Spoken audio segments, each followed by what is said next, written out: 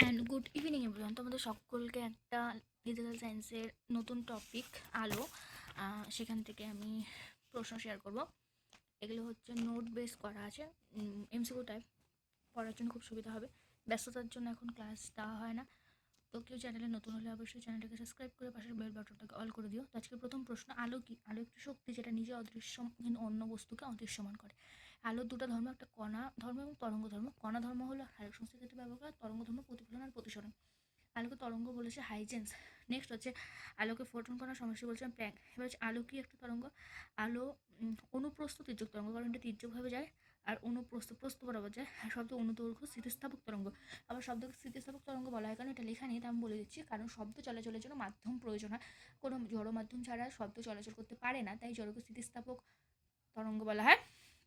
শব্দ কঠিন মাধ্যমে সবচেয়ে শব্দের বেগ বেশি, তারপর তরল, তারপর গ্যাস। এরপর আলোর উৎস। আলোর দুটো উৎস, একটা সপ্রভ উৎস যেটা লুমিনাস, একটা নিষ্প্রভ উৎস যেটা নন লুমিনাস। সপ্রভ উৎসের মধ্যে বাল্ব সহ্য করে, আর নিষ্প্রভের মধ্যে চাঁদ গ্রহ। আলো সরলরেখায় চলে, এটা আলোক রশ্মি। আলোক রশ্মি তিন প্রকার হয়: সমান্তরাল, অভিসারী আর অপসারী। সমান্তরাল একই দিকে যায়, অভিসারী একটা বিন্দু থেকে বিদ্যুৎ এসে মিলিত হয়, আর অপসারী হবে একটা বিন্দু থেকে অপসারিত হতে মনে হয়।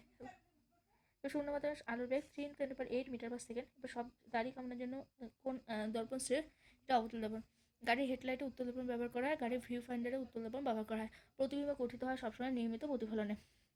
নেক্সট, প্রতিবিম্ব দুই প্রকার, একটা সৎবিম্ব, একটা অসৎবিম্ব। সৎবিম্ব যেটা ক্যামেরা পর্দায় ফেলা যায় উল্টো হয়, আর অসৎবিম্ব পর্দায় ফেলা যায় না। এবার হচ্ছে যে সমস্ত শব্দের দর্পণ একই রকম হয়, যে সমস্ত শব্দ দর্পণ একই রকম হয় তাদেরকে প্রতিসম শব্দ বলে। এটাও ইম্পর্টেন্ট একটা প্রশ্ন। তো হচ্ছে 15 নাম্বার, এই একটা সূত্র দেখো, n = 360 ডিগ্রি/θ-1। এখানে এনটা হলো প্রতিবিম্বের সংখ্যা, থিটাটা মাঝের কোণ। এবার দর্পণ তিন প্রকার হয়: উত্তল, অবতল আর সমতল। সমতল দর্পণে পার্শ্ব পরিবর্তন হয়। অবতল দর্পণ যেটাকে কনকেভ বলে, আর উত্তলকে কনভেক্স বলে। উত্তল দর্পণে সবসময় ছোট, অসৎ এবং খর্বাকার সমশীর্ষ প্রতিবিম্ব গঠিত হয়, আর অবতল দর্পণ দ্বারা বস্তুকে বড়, অসৎ আর সমশীর্ষ প্রতিবিম্ব গঠিত হয়। নেক্সট হচ্ছে একটি অবতল দর্পণে ফোকাস দূরত্ব 60 10 সেমি। দর্পণটাকে উত্তল দর্পণে জলে দোবালে সেটা 10 সেমি থাকবে, কারণ হচ্ছে অবতল দর্পণের ক্ষেত্রে ফোকাস দৈর্ঘ্য সেম হয়।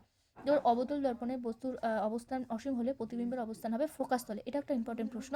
প্রতিফলন দু ধরনের হয়, একটা নিয়মিত, একটা বিক্ষিপ্ত। বিক্ষিপ্ত প্রতিফলন যেমন সিনেমার পর্দা উদাহরণ। সমতল দর্পণে ফোকাস লেন্স অসীম, জলের মতো বায়ু বুদবুদ অবতল লেন্সের মতো কাজ করে। বিবর্তক কাজ হলো উত্তল লেন্সের উদাহরণ। সমতল দর্পণে বক্রতা বৈশিষ্ট্য অসীম, আর সমতল দর্পণে ক্ষমতা চির। স্টেনের সূত্র হলো দ্বিতীয় প্রতিসরণের দ্বিতীয় সূত্র।